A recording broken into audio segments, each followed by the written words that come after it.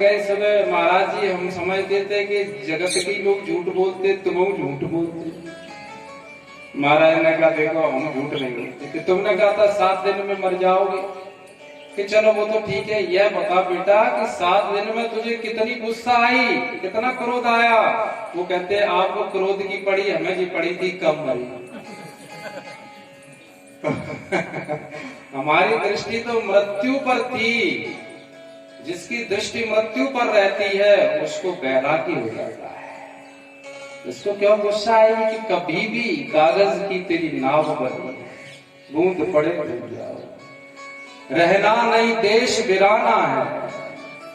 यदि यह लाइन जब अपने भीतर रहेगी तो क्यों क्रोध, क्यों, फिर तो वैराग्य होगा। तब महाराज जी ने कहा देख बेटा, मृत्यु पर दृष्टि रहेगी तो क्रोध नहीं आएगा, काम नहीं सताएगा, लोभ नहीं सताएगा। इसलिए किसी संत ने कहा है कि 2 चीजों को भूल मत, जो चाहे कल्याण। नारायण एक मौत को और दूजे श्री भगवान। एक ईश्वर और एक मृत्यु, यदि इन 2 चीजों पर दृष्टि बनी रही उस व्यक्ति वो भवसागर से पार चला जाए। ये इतना सुंदर कहा, इसलिए कहा संतों ने कि अब तो बहुत जगत में देख लिया, अब भोग से योग की तरफ आ जाना चाहिए। संतों ने कहा कि ब्रजराज ब्रज बिहारी, ब्रजराज ब्रज बिहारी, गोपाल बंशी वाले।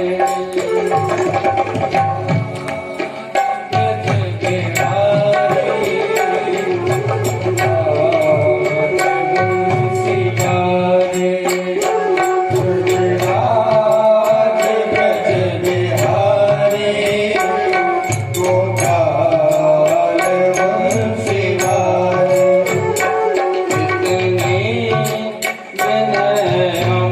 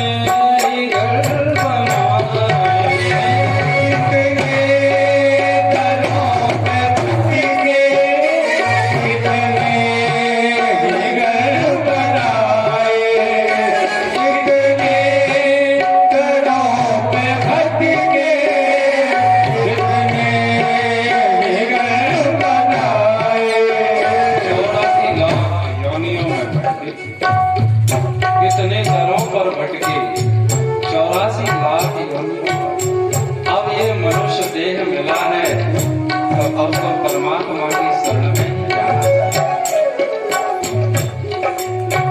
अब तेरे दर पे आकर, अब तेरे दर पे आकर जाए ना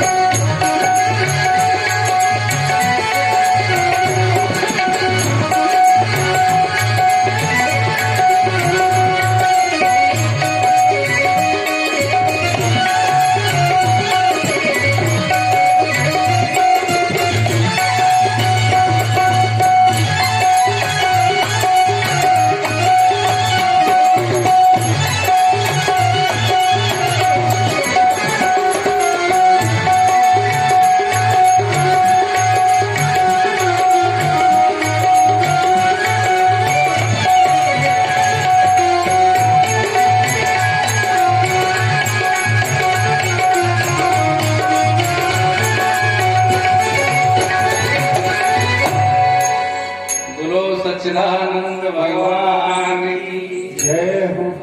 यह है मुझे इसका गम नहीं है कि अपनी बने या बिगड़े।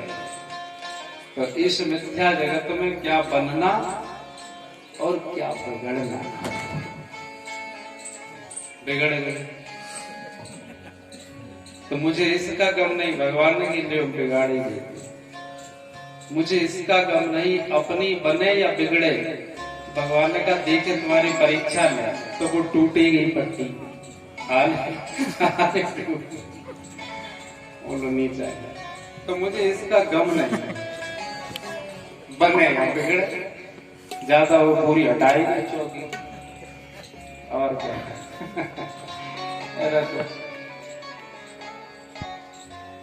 भगवान तो बहुत जल्दी परीक्षा लेने लगे।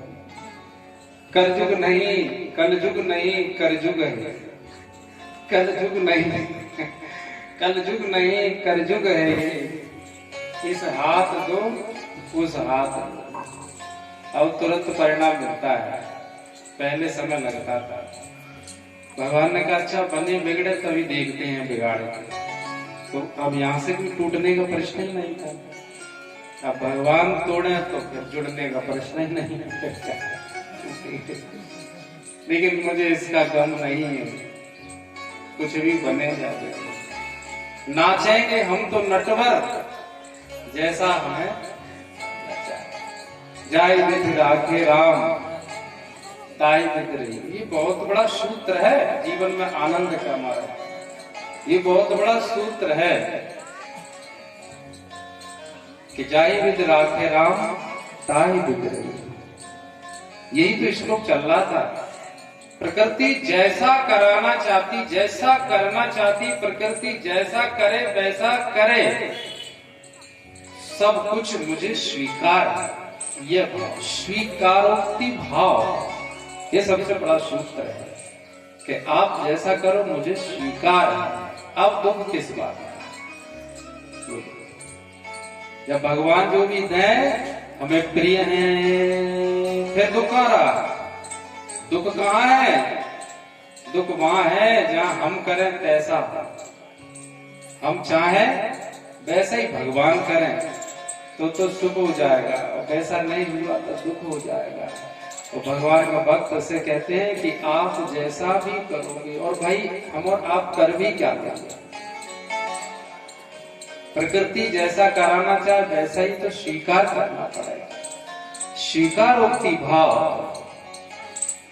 सुख भी मुझे प्यारे हैं, दुख भी मुझे प्यारे हैं, छोड़ूं मैं किसे भगवान दोनों ही तुम्हारे। इसका नाम है स्वीकारोक्ति भाव।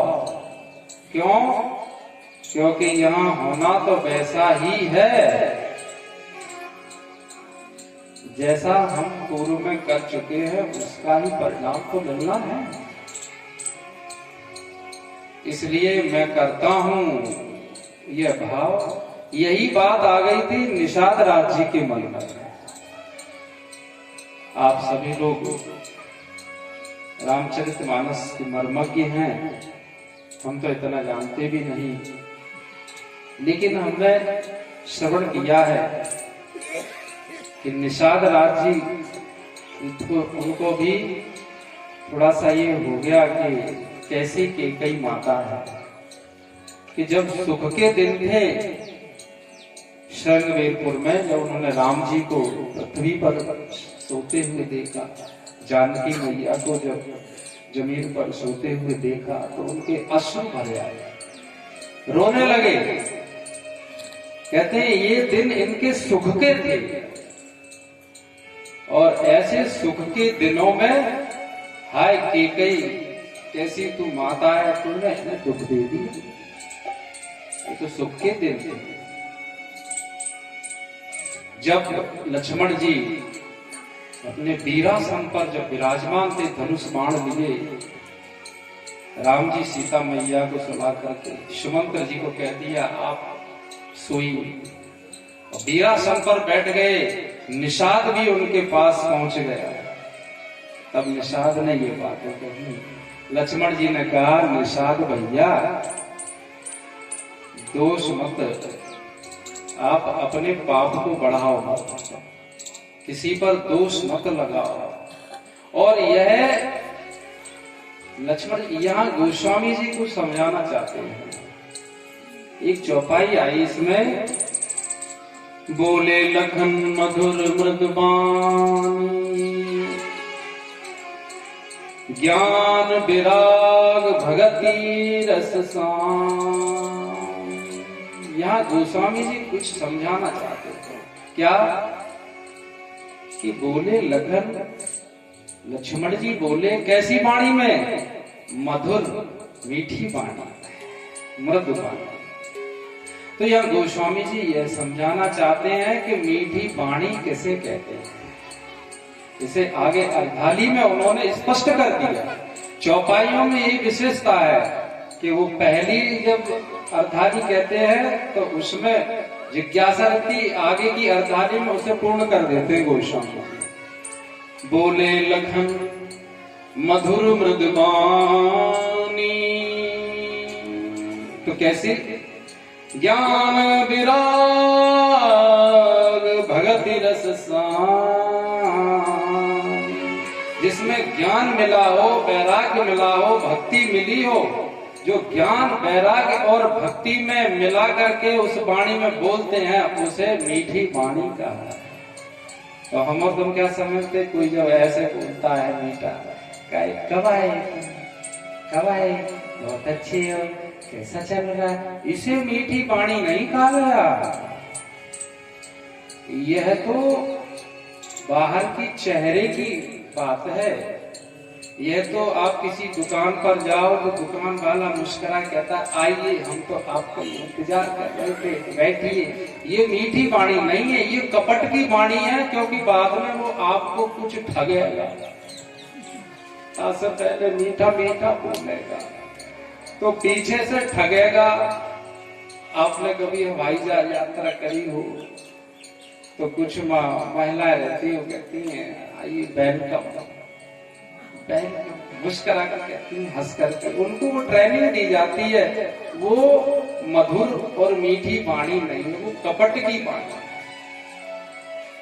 मधुर और मीठी वाणी उसे कहा है कि भले ही गुस्सा करके कहे, जैसे संत महात्माओं को आपने देखा होगा, हमेशा थोड़ा सा वैसे ही बोलते गुस्से, लेकिन संत वाणी ही मधुर वाणी होती है, क्योंकि उसमें ज्ञान मिला रहता है, वैराग्य मिला रहता है और भक्ति मिली रहती है।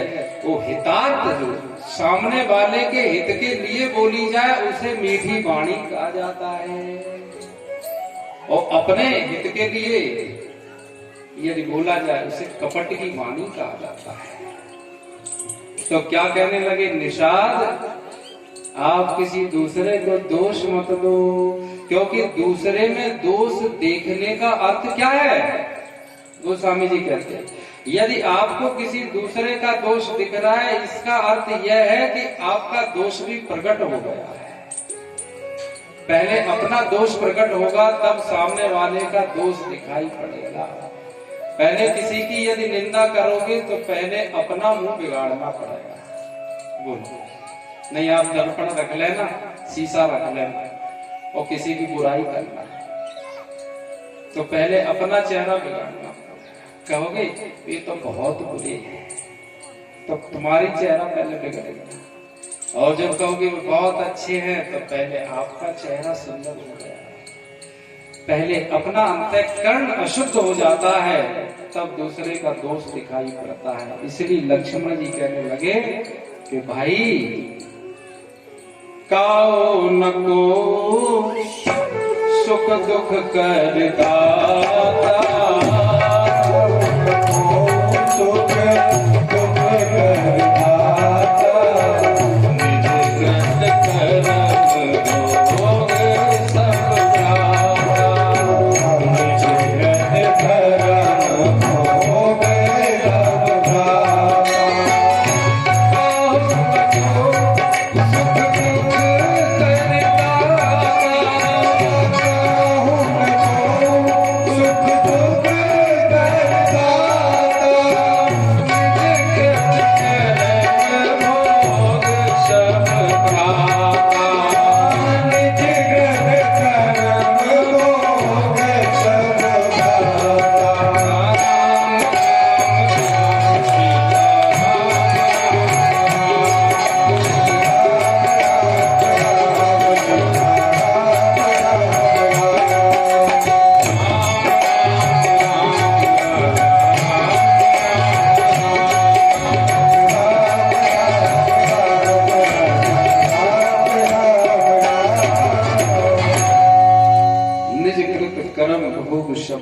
है भाई,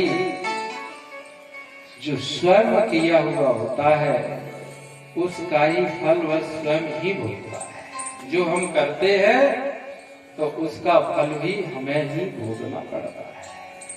इसलिए किसी को दोष नहीं लगाना चाहिए, क्योंकि दूसरे को दोष देने से अपना एक पाप और बढ़ जाता है। हम और आप कहेंगे भाई इन्होंने हमें दुख दिया, इसका अर्थ यह है कि उसे दोष दे रहे हो, लेकिन कर्म तो हमने कुछ ऐसा किया कि उसका परिणाम हमें भोगना पड़ता है। इसलिए अपना कर्म करते समय धर्मयुक्त कर्म किया जाए, जब मन में भी कोई विचार आए तो फिर उस पर और विचार करना चाहिए, कहीं इससे किसी का अहित तो नहीं हो रहा। स्वामी रामसुख दास जी कहा करते थे कि अपने सुख के लिए जो कर्म किया जाता है, जैसे सुख लेने के लिए जो कर्म किया जाए उसे कहते हैं भोग, और दूसरे को सुख देने के लिए कर्म किया जाए उसे कहते हैं योग। कर्म तो होगा प्रकृति में, लेकिन जब दूसरे को सुख देने की इच्छा है तो फिर वह योग है। इसलिए कुरुक्षेत्र के मैदान में युद्ध भी योग हुआ, जहां पांडवों और कौरवों के बीच युद्ध चल रहा है उसे धर्म युद्ध कहा गया और वह योग हो गया। और हम और आप अपने सुख के लिए वही कहा जाता है, आप कोई भी कर अपने सुख के लिए। तो ऐसा श्रीमद् भगवद गीता में, भागवत जी में समय आया कि जो केवल अपने लिए भोजन पकाए, घर में और भी सदस्य हैं तो स्वयं बना करके खा ले, और सदस्य भूखे हैं और बनाने वाला ने पहले ही भोजन कर लिया, तो समझ लो उसने भोजन नहीं किया, उसने पाप